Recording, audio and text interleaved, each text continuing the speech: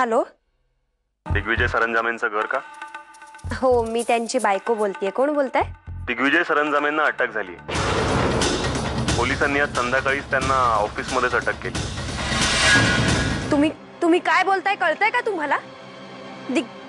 दिग्विजयना अरुंधती, काय झालं? कोणाचा फोन आहे? हॅलो, कुठे आहे दिग्विजय? अमर भाऊजी, दिग्विजयना पोलिसांनी अटक केली. अगं अरुंधती, कोणाचा फोन होता? काय म्हणाले ते? काही नाही, एवढंच म्हणाले की दिग्विजयना पोलिसांनी अटक केली म्हणून. बाकी चाल. चंदन भाऊजी, दादा कुठे? तुम्ही एकत्रच होता ना? नाही, माझ्यासोबत नव्हते. म्हणजे मी फील्डवर होतो, ते ऑफिस मध्ये होते. ते पण ऑफिस मध्येच असतील आता. किती गडबड चालली आहे, कानाचे पडदे फाटतील आमच्या. आई,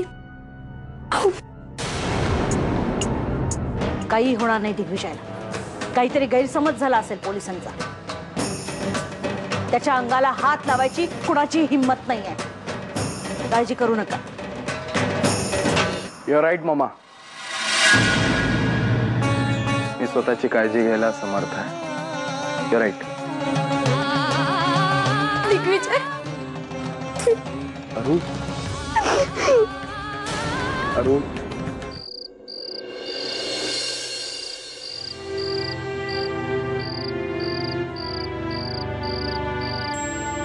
अरू, मस्त जेवण झालं होतं.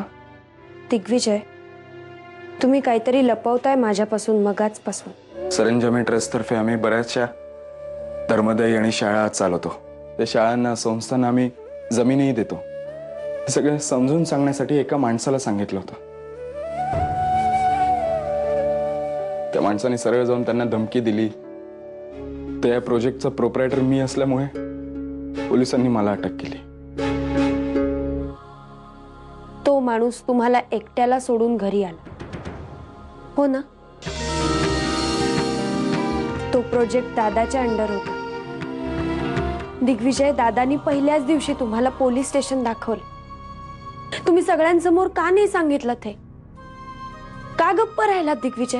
अरू, अरू प्लीज शांत हो.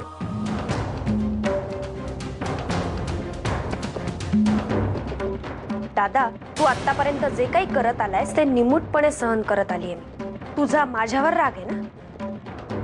मग आपल्या दोघांच्या भांडणामध्ये दिग्विजयना का ओढतोस तू?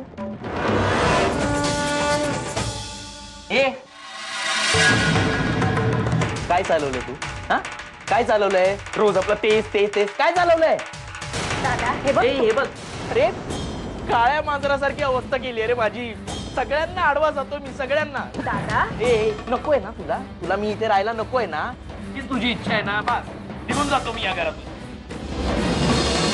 दादा, माझं ऐकून घे. पुत्र व्हावं पण घर जावं येऊ नये म्हणतात ना, तेच खरं आहे. खरं आहे. सगळ्यांसमोर तमाशा नकोय. तमाशा तमाशा करतोय मी. अगं तुला आता कळेलच तमाशा वगैरे काय. या घरात कोणी राहायचं आणि कोणी नाही हे फक्त आम्ही ठरवतो. आणि अरुंधती, तुला 1000 वेळा सांगितलंय आम्ही, शंतनू या घरचा जावई आहे. त्याचा मान राखता आला पाहिजे तुला. अरू, दिग्विजय, आईंना खरं काय ते सांगा. एक मिनिट दिग्विजय, हे सगळं काय चाललंय? काय लपवतोयस तू आमच्यापासून दिग्विजय? ममा हे बघा, तुम्ही सगळे जर का शांत बसून नीट ऐकून घेणार आहात तरच मी सांगतो.